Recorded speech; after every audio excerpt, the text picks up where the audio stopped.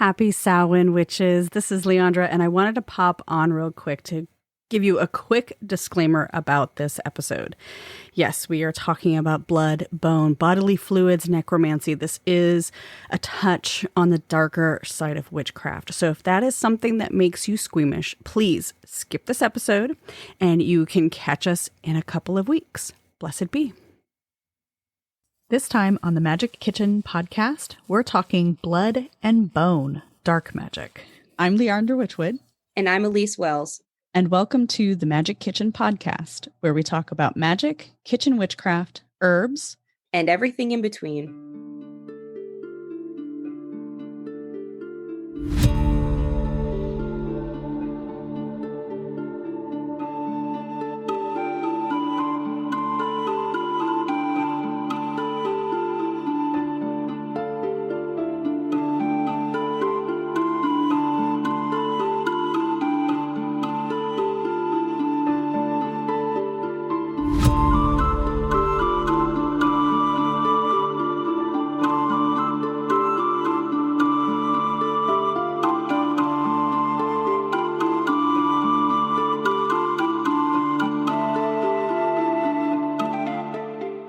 The Magic Kitchen podcast is funded and supported by thewitchwoodteahouse.com, offering a variety of hand-blended loose leaf teas as well as loose herbs for all of your ritual, spell work, wellness, and everyday enjoyment needs.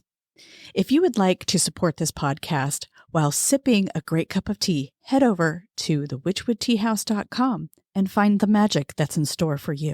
All right, so we are in full force fall. There's so much going on.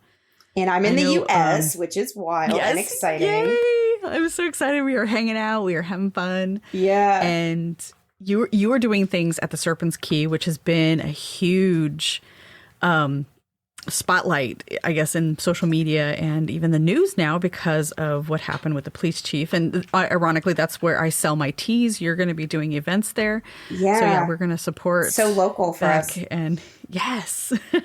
Yeah, it's really fascinating to see. Like, I think if this happened even 5 years ago, like pre-COVID, I don't think the community would have rallied to defend a fortune teller. Quote unquote. Right. Quote unquote. But it's interesting because that's the same law that they used to persecute witchcraft in Greece. Yes. Now, Greece has like more problems because also there's no separation of church and state.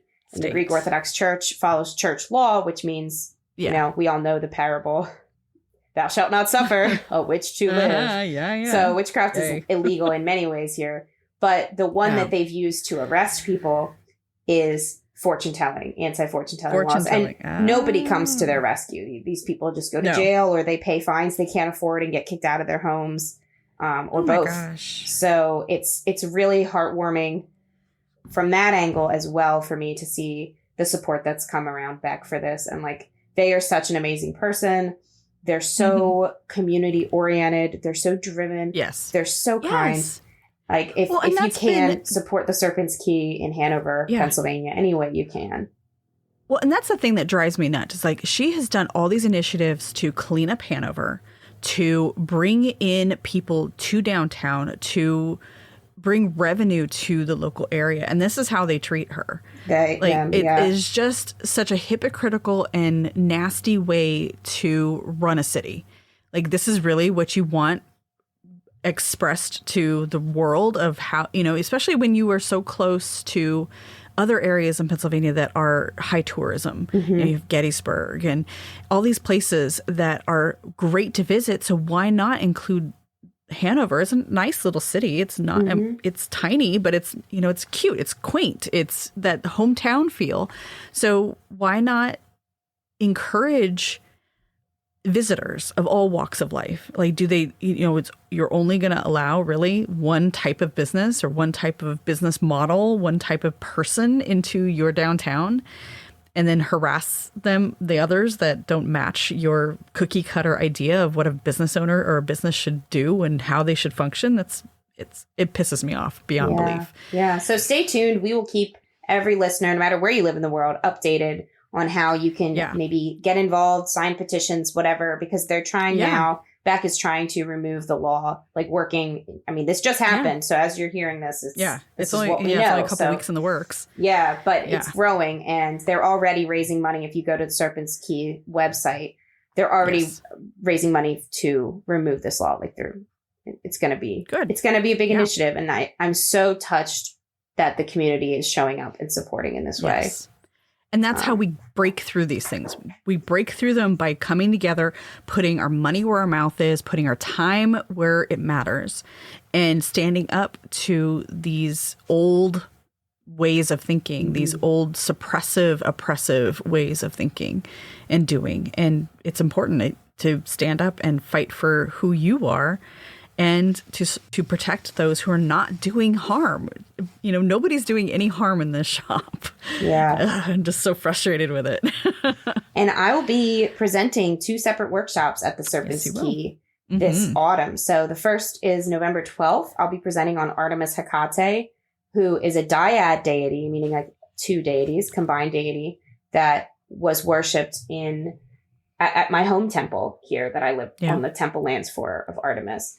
So I'll be presenting a bit on that. If you work with either Artemis or Hecate, it's going to be of interest to you. And then I will also, December 3rd, be presenting on the modern history of witchcraft. So looking from 1880 to present, how have we gotten where we are? And it's a presentation of the research I did for my master's degree on witchcraft. So it'll be a really good time. I'm super excited to hopefully meet some of y'all in person. Yes. It's never guaranteed when I get to come to the States. And that's where 90% of our listeners are. So it's really exciting to hopefully meet you. It's a great way to not only support the podcast, but also the Serpent's Key. Exactly. And I will also have my books available in her shop, and I still have my teas available in her shop. So if you are looking to support the podcast, it all goes in tandem. We all work together. And that's the beautiful part of this. Part of how community should work is we're all supporting each other. We're using our resources, our knowledge, our expertise to support each other. And that's what that's the golden apple, I think, of all of this. Yeah.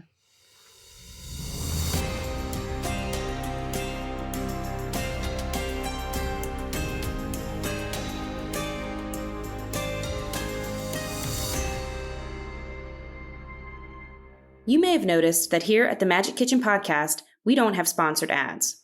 That's because this is a fully listener-supported show. We do what we do for you, dear listener, and when you join my magical living community on Patreon, you're supporting all the time and energy that goes into setting up podcast interviews, writing articles and rituals, my paranormal mystery novel, and all that I do. And in exchange, you're getting over 10 exclusive journal prompts, rituals, witch tip videos, meditations, and more each month. If you love this podcast, consider joining my magical space. I can't wait to meet you and be an even bigger part of your magical journey. Go to patreon.com/Elise Wells or follow the link in the show notes. Dark magic, quote unquote, is more than meets the eye. It's something that scares a lot of people off. A lot of people think you need to be a very advanced practitioner to even talk about these subjects, but we're going to debunk and explore a little bit of those topics with you, blood and bone particularly, which is very appropriate since this is coming out right before Samhain. And this is the third of our episodes in October that discuss the shadow work of the collective consciousness. We started looking at the witch wound. We continued talking about witch wars and this battle for magical supremacy. And now we are concluding with the dark side of witchcraft, talking about these elements of magic that we often feel compelled to keep secret. And if you haven't listened to the other two, you can listen to this one now, of course, but you might like the other two as well. So you might want to go back and take a look at those. Yeah. Yeah. I'm enjoying this series because we're touching on things that I think get a lot of controversy or heat, but they're necessary parts of the craft. Things that we have to either look at to resolve shadows or look at as an element of power within our craft. And I think that's where a lot of people get, maybe that's where the fear comes from.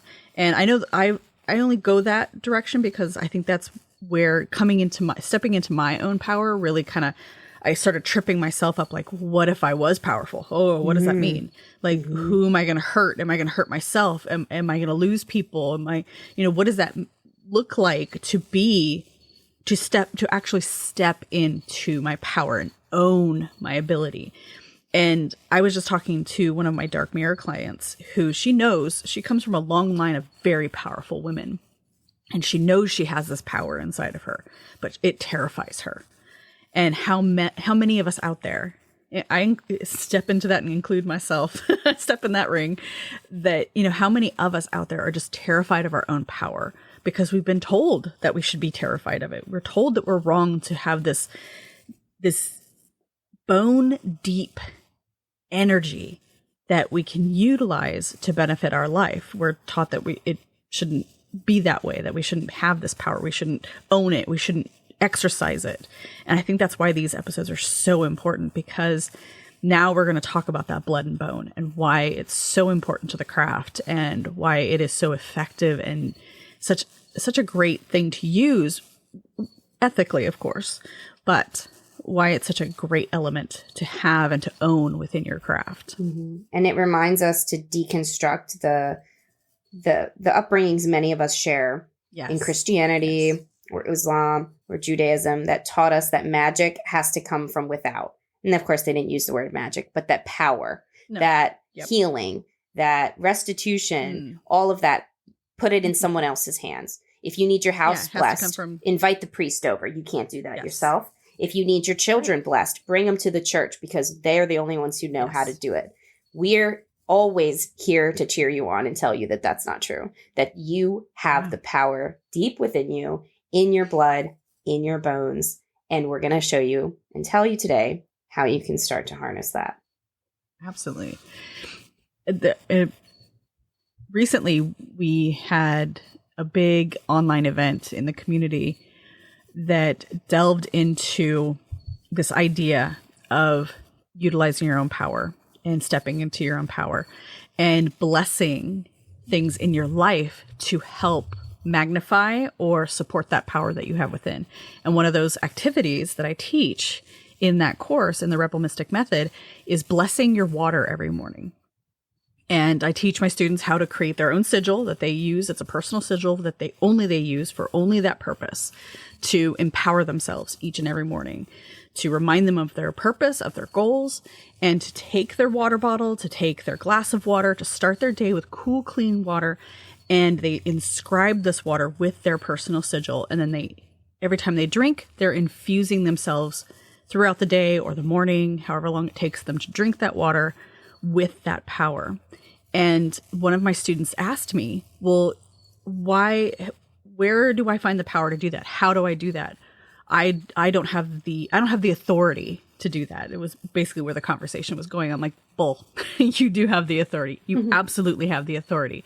And after she really dug into it and started realizing, yes, I'm connecting with my spirit team. I'm connecting with my higher purpose. I'm connecting with my plan, my manifestation method. I'm connecting with my essence.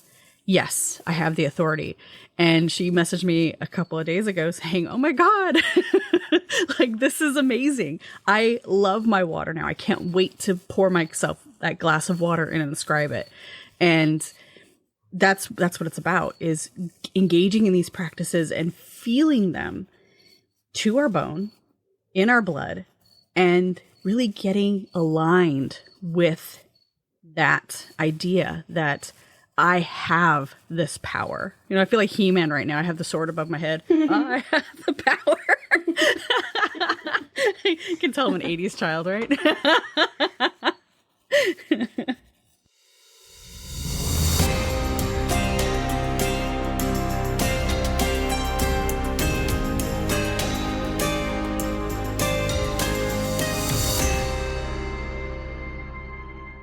Wow. This is an amazing topic. The witch wound, witch wars, they are definitely things we should be focused on. They should be on our radar as elements of our collective shadow and ourselves that we need to heal and remedy. This area of our community that keeps us divided and in competition is so filled with jealousy and insecurity, anxiety, low self-esteem. I don't think as witches we can tolerate it much longer. After all, why are we witches if we're not here to stand in our own power? And if we are continually engaged in these kinds of energetic exchanges, then what are we doing? We're giving away our power. So if you are tired of this, if you're tired of feeling like you have to be better than someone else or like you have to keep up with the Joneses, it's time for a change. And I have a solution for you. The Rebel Mystic Method is not only a comprehensive workbook, it is also a course that I offer that will walk you through the entire workbook, that will lead you to manifesting the enchanted, balanced, and productive life you deserve. If you want to learn more, check the links in the show notes, or you can visit my website, leandrawitchwood.com. So let's get back to the episode. So let's talk a little bit about blood magic and how blood is the essence of life and why that is so important to this blood and bone practice. So when we think of blood, most of us might get icked out. But blood is, it's the water in our veins. It's the circulation of our body. It moves nutrients. It moves heat. It's so essential to our existence, right? We can't deny that. We can't live without our blood. And using blood in magic is one of those essential practices when you, especially if you're using your own blood and you're trying to connect with things that are deeply rooted for you, within you, manifesting deeply rooted situations or opportunities for you. Menstrual blood is a really good example where you don't have to do, it's still bloodletting, but it's not literally cutting into your skin. And, you can use this method in your garden to help your plants grow. You can use it in spell work to link something to you or to draw something to you. There's so many ways to use blood. Of course, always with any kind of bodily fluid, always be safe. Don't use other people's blood. If you're going to use blood magic, that's my recommendation. Is always, if you're going to do it, it's for you, and you use your own blood.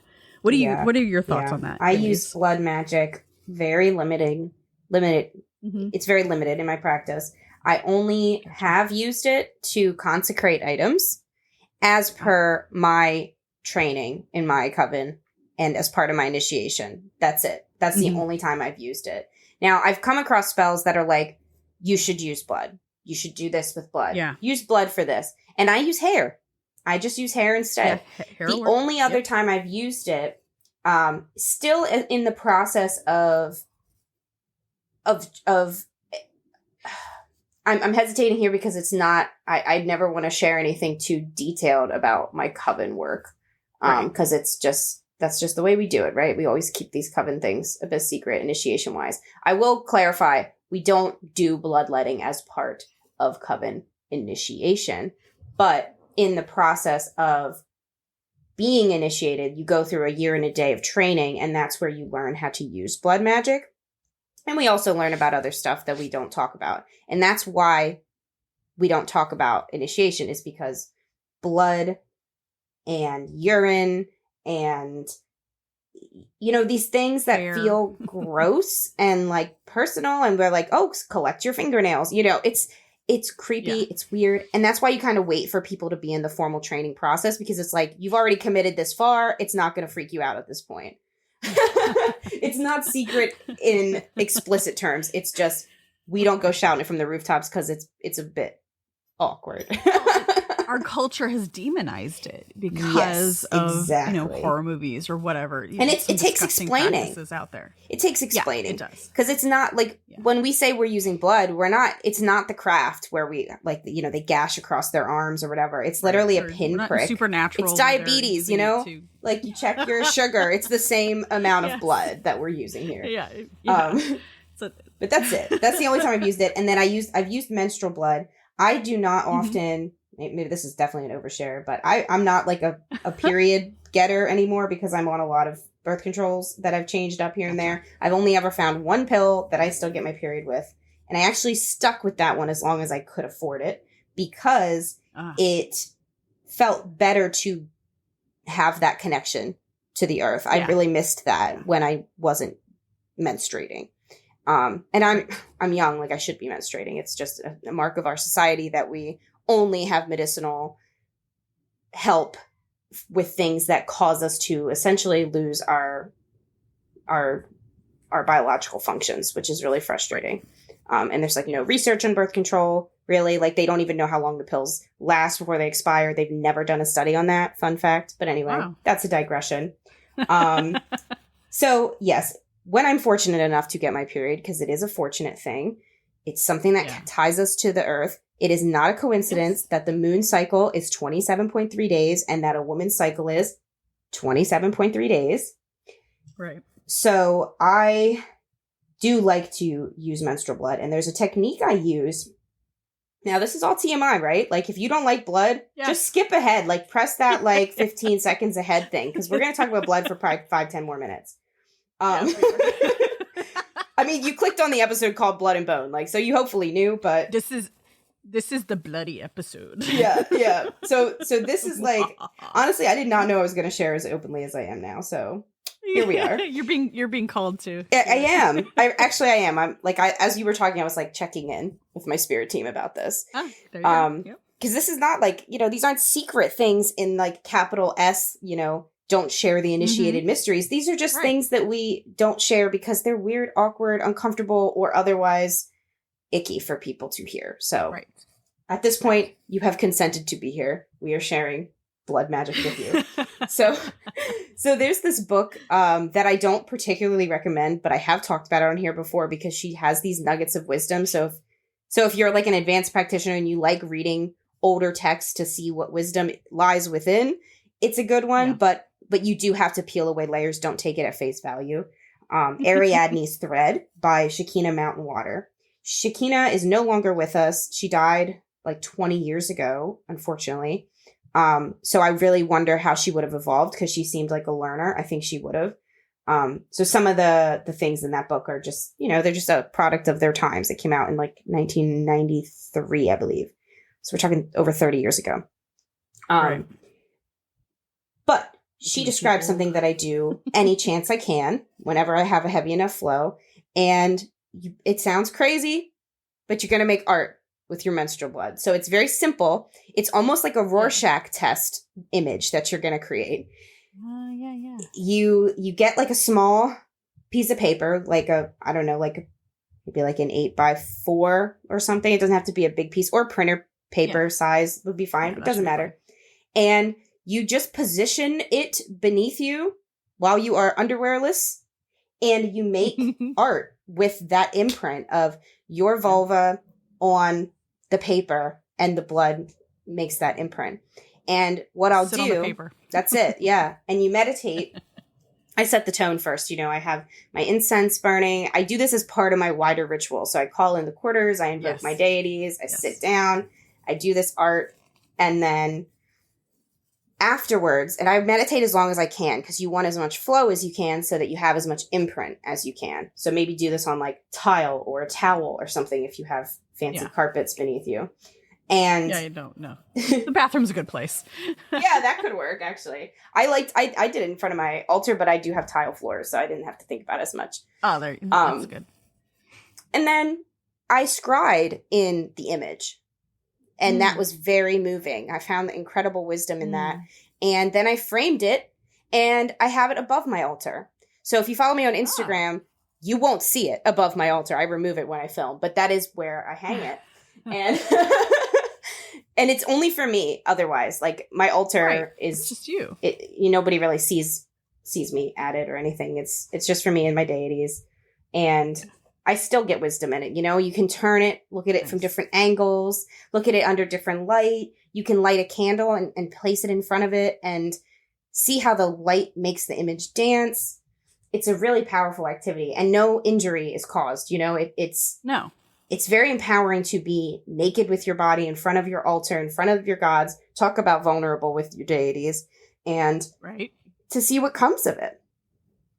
To see the creativity that comes out of that. And I wonder if that's part of the ick that is associated with this kind of magic, because you have to exhibit a level of vulnerability. Yeah. You have to make yourself, either if you are, a pinprick to the finger or something like that, you're essentially injuring yourself. I mean, it's not dire. I hope not. I mean, if you're prone to infection, it might be. But in essence, it's not, you're not doing something that's going to necessarily harm you, but it's still a vulnerable state to put yourself in, to stand in front of your altar naked while you're menstruating, especially if you have a heavy flow. Like it's something that you have to clean up, or you have to be aware of. You can't just, you probably wouldn't dance around because, whatever, unless you really want to make a mess. I don't know. But, I don't know. Actually, with that though, like there are ritual dances that are still practiced in Eastern Europe, irreligiously, that are about moving the flow down your body, about releasing your flow. And actually the rivulets that travel down your legs are some people scry in those as well. They look for messages. So actually, you could be dancing in front of your altar naked. It's again, maybe tile floors or maybe take up the white carpet, but that's at the end of the day, like that's, I think what we're missing so much of is just the wildness. Yeah. Yeah. The primal force of magic. Like, how often do you even get to scream? Really? Right. When's the last time you were able to scream? Because you're like, oh, the neighbors will hear me. Oh, my husband will be like, what's going on? What's going on? Are you okay? Yeah. Are you dying? Yeah. When do you actually get to howl at the moon? Not often enough. Right. Not at all. But see where you can, maybe you can't howl, but you can sing or you can intone, right? Yes. Singing sounds formal, but humming, oohing and ahhing, feeling the vibrations of different notes through your body, shaking it around, drawing down the moon physically with your arms. And imagine you're doing that naked, and you got blood flowing down your legs. Trust me, your ancestors did that. That is such a powerful connection to them.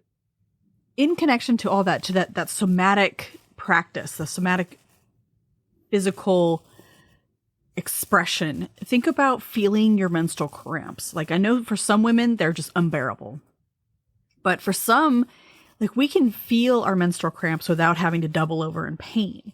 So I think there's an element there of allowing us to feel the earthiness inside of us, allowing ourselves to feel how our body functions, feeling the cramping, feeling how our body eliminates the blood and the tissue and gets it, moves through that hormonal cycle.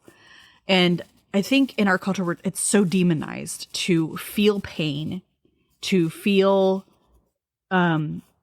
connected to our blood. We always talk about our ancestry, our bloodline, blah, blah, blah. But we don't talk about our connection to our own blood. Yeah. And how it moves through us. And as women, I know we're talking a lot about menstrual stuff, so sorry, guys. But I think it's such a precious thing that we don't hold precious anymore. Yeah. That sensation, that flow, the allowing ourselves to be conscious of it and to somatically step into that place of my body is doing what it's supposed to do and this is sacred. Yeah. And along those lines, so people who do not menstruate, you can now tune back in. We all have bodily fluids. And we don't often talk about them in the wide mainstream. You won't see it much on social media because your account will actually get flagged if you do talk about it. So that is limiting, because I understand, of course, why that's the case. And, we have bigger battles to pick, so it's fine. But it should be talked about. And if you join a tradition or you're in a private community space, we do talk about it there. Like, I talk about this stuff on my Patreon community a bit. Not explicitly in large terms, it's sex magic is its own world. But when we're talking about magical living in nature, my community's basis, we have to talk about bodily fluids. They're part of nature. So we have blood, right? But we've got sweat. We've got semen, or, women. We also have discharge. So you can connect with that any time of your cycle. And we also have urine, and we have spit, good old fashioned spit. Spit's a big one, especially in protective magic. Like if you've ever seen a witch bottles recipe, if they left out the spit, it's because they were a bit timid, but it's always in there. Like in traditional witch bottle recipes, that's a big protective ingredient. That and urine. Urine, yeah. Yeah. And spit's also, like, if you are consecrating something, that's probably the best personal ingredient to add to any wash that you're going to use. Like if you use a sacred oil or something, if it's going to be a magical tool, like an athame, a wand, something long-term, a cauldron, that's a great ingredient to add, literal spit shine. Well, and that just speaks back to our own sacredness and our own authority with that spirit. Power is within these liquids of self, and liquid that's life. We're over 70% water. All these things are water with extra steps. Yep. Just got some extra stuff in it.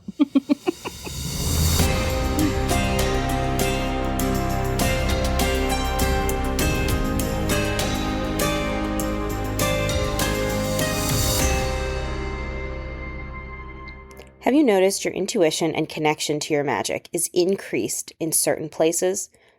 Or on the opposite side, that you can't seem to connect the same way at other places? What if I told you that there is a map of your life that you can use to connect with and develop your spiritual path? In a collaboration with friend of the Magic Kitchen and host of Mystic and Holistic podcast, Allie Knoll, I am offering an online workshop this December on deity work and locational astrology. In this workshop, we'll combine my knowledge of relationships with gods and goddesses and Allie's expertise as a professional astrologer and astrocartographer to explore how where you live and spend the most time affects not only who you've become, but also can be used to deepen your relationships with deity and spirit. Sign up at the link in the show notes or on seekingnumina.com/workshops. Early bird tickets are available through November 19th. We hope to see you there. The other part of the dark side is often seen as, we could collectively call this bone magic. And there's layers to bones, right? Because we can work with bones from other creatures, beings, people, or we can work with our own kind of inner connection, thinking of the way that our bones are. This is extra. I don't think this is something everybody thinks about, but I think about how our bones, I learned this fact and I haven't been able to disseminate it from my magical practice. I learned it in a very normal context. I was reading a true crime novel and they were talking about it as a forensic tool, but this is very spiritual. Our bones, our actual bones, take in the elements of the land and the atmosphere of when and where we grew up and store that for permanent ability, like to be found. You can, cool. if you had it mapped. Now, the problem, of course, is that we didn't map the atmosphere in like 500 AD or whatever. So we can't say, oh yeah, this guy lived in Northumbria or something. But if we had it mapped, you could do that with any given bone from any given time period. It would have that info. So since they've started this mapping, which they actually have started it in like the 80s or 90s. And if any listeners are forensic analysts who know about this, please write in and tell us anything or everything about it, because it's fascinating to me. So cool. It's so spiritual. Like, we talk about that. We're like, oh, this place, I lived there for a while and it just really got into my bones. It literally did. Yeah, it actually literally did. It's incredible. Well, and the other thing about bones is that literally when you're being formed in the womb, your mother's bones are your bones. She literally gave up part of her bones to become your bones. So your bones are your mother's bones. And so that mother line is incredibly strong in our bones. Not just our blood, not just our tissue, not just our DNA, but your bones. Wow. And it's so amazing, like thinking of how we come to existence and how the female body creates life and how that connects us to that mother line. I'm floored by it. Yeah. Yeah. So there's like, if you're like squeamish about body parts and stuff, you don't have to literally handle bones. You can just think of it in terms of, okay, what is going on inside my bones? How can I connect to that? And visualization, okay, it's everywhere, right? But it is an incredible tool. And if you can visualize that, you know, that's just so important to do is go within. And I often say that too, like when I think of what I am and who I am, I don't really like think of my external face and skin and eyes and or even my voice. Like that's not me. They're manifestations of the me inside. And in a way, our bones are the only physical evidence or manifestation of our higher selves, you know, the selves that chose this ancestry when they came to this life, the selves that chose this location when they came to this life. Our bones are the record of that. And that's worth connecting to and remembering. Yeah. And then using bones in magic. Now, I don't recommend grave robbing and going and find people's bones. We won't go there. But think about other ways you can use bones in magic. One option I have given on the podcast, not the podcast, the blog, and I think I put it in my book too. I can't remember now. It's been so many years since I've written it, and I need to remember. Which book? Because you have more than one, my friend. I do. The Magic in the Kitchen book. I talk about bones. But so I specifically gave an option of using a turkey bone to infuse your food with gratitude and infuse it with prosperity magic. So basically, you know, you have your Thanksgiving dinner, you have a turkey leg left over, save that bone and use it to stir your soups, use it to stir your vegetables, use it as a utensil. And its sole purpose is to bring in essences of gratitude and prosperity and gratefulness and thankfulness. So that's one way we can use bones, because we already have it there if we're not vegetarian, obviously. But if you use any kind of animal, get the carcass, like the whole thing. Don't just get the boneless, skinless stuff. Get the whole thing and use the bones. Yeah. Yeah, exactly. I mean, it's actually, you know, that's also something our ancestors did and something we really should get back to, is using the whole animal. The whole like thing. My grandmother does that. She literally didn't believe me when I told her, because I buy her groceries for her quite a bit. So she was like, I'm sorry, what? Like when I told her you can just buy chicken breasts, like she's like, what do you mean? Where's the bones? She literally couldn't process it for when I was explaining it. And it's because not only would she be like, why? That's weird. Why? Animals have bones. Yeah. But it's also because she uses those bones for other things. She makes stock. Right. She makes broth. Yes. She needs them, like in her mind. She's like, they're cheating me. Where's my bones? Because that's useful. And I think we've forgotten how useful they are.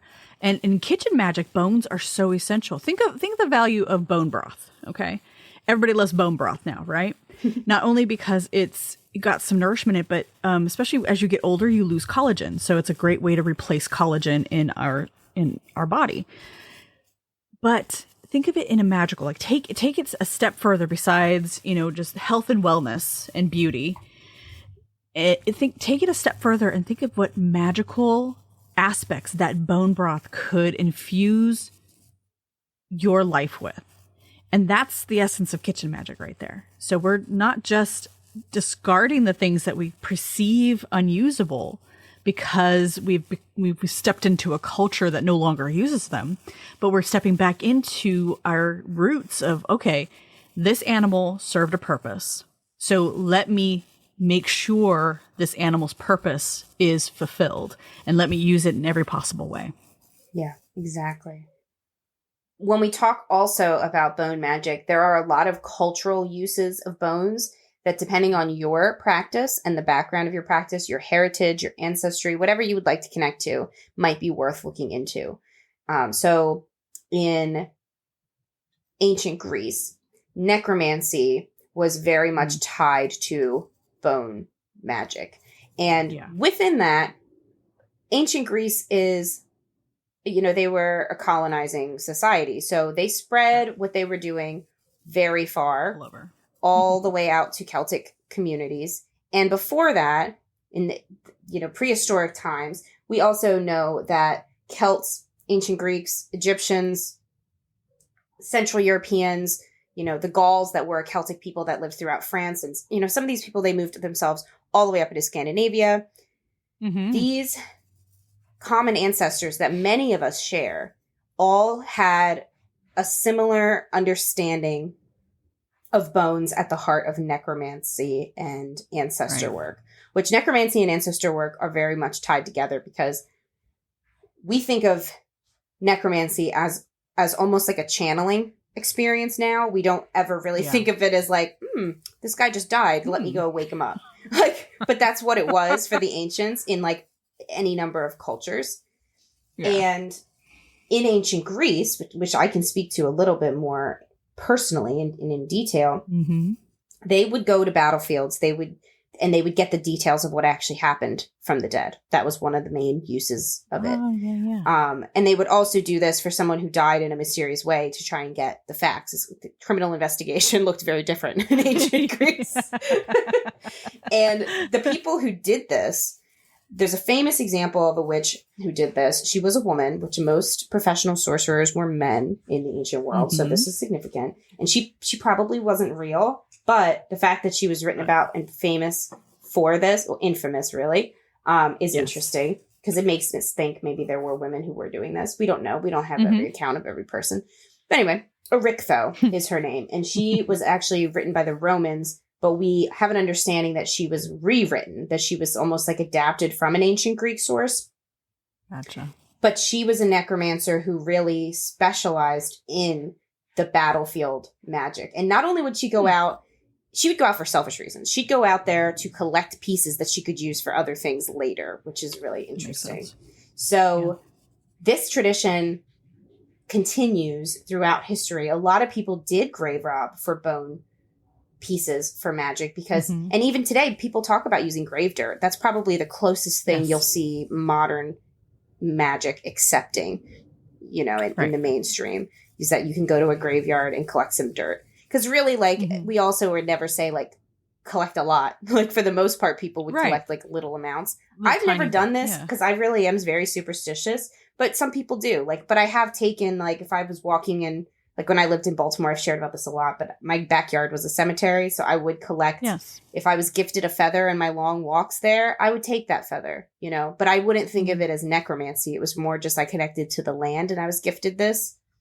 So anyway. All this to say, necromancy has really evolved, but it does have its roots in bone magic. So if this is a thread you want to follow for your practice, I think you should. I think you should check it out and see what comes to you. Check it out. And the other last way I would say bone magic is accessible for a modern practitioner is in found bones. So I wanted a bone to work with. I never worked with bones when I was first joined my coven and I was going through my initiation. We were talking about, different ingredients, and bone magic came up, and I was like, you know what? Okay. I want to work with a wild animal bone. So I just kind of put that out to the universe. And within that week, I was doing some gardening, which I do not have a garden. I was helping my mother garden, and I found a bone. I found a little rabbit or groundhog leg bone. It was amazing. I felt so seen because I put that out to my deities, my spirit team, and they delivered, but it was cleaned. It was perfect. It was ready. It was there for me, and it wasn't going to hurt anything to remove it from my mom's garden. So that's a way to do it. Another way you can do it is, hiking and out in the woods. There's a lot of stuff out there, and under those layers and layers of leaves. So put that out there, petition the land spirits and see what they can gift you with. They do for you. Mm-hmm. Absolutely.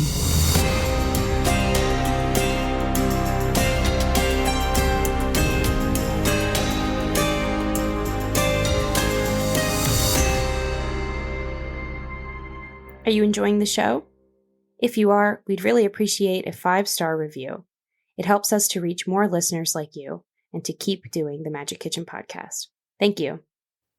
So when you're looking at how to incorporate the quote unquote darker side of magic into your craft this Samhain, hopefully this gave you some ideas and got your wheels turning in a different direction. And we just want to end by reminding you that this is something that comes down to ethics in a really big way. And you have to really decide where your lines are. And we would never encourage you to do anything dangerous towards yourself or others. And particularly, we would never encourage you to do anything that you're not comfortable with. Your path is your own. Our suggestions are just that. And anything that comes up for you that is uncomfortable or, you know, it's not a deity asking you to do that. It's always something. Anything you do in the craft should be empowering. It should be uplifting. It should be encouraging. It should make you feel better. And that's the core of any of these practices as well, is how can they improve your path, your life, and what you're doing. Absolutely. And remaining ethical in that is a key aspect. So just make sure that you're being careful and being safe. Yeah. So this is kind of a heavy topic, I think.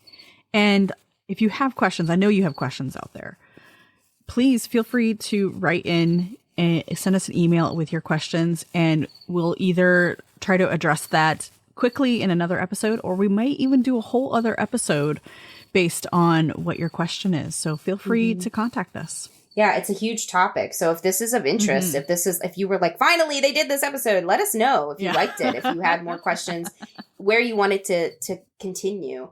And we are always continuing these conversations in our free community space, on the Broom Closet, on the Rebel Mystic, and in my Magical Living community on Patreon. And Leandra has the Rebel Mystic community on Circle. These are places that you can connect with us one-on-one, and places where you can connect with the rest of the community in those groups. And they're growing every day. So if you're feeling lost or overwhelmed on your path, consider you just need learning some structure with us. And absolutely. Because that's what we're here for, is to provide that structure, to provide that support, and to provide that insight that, you know, everybody needs it. We all need it. We all need our community. And I think now more than ever, it's incredibly important. Yeah. And have a wonderful Samhain. Yeah, happy Samhain. Merry meet, merry part, and merry meet again. Thank you for joining us on the Magic Kitchen podcast. Please visit my website, leandrawitchwood.com, for news, information, and more episodes. I'm Elise Wells, and I can be found at Seeking Numina on YouTube, Instagram, and Facebook, and seekingnumina.com. That's Seeking, Numina.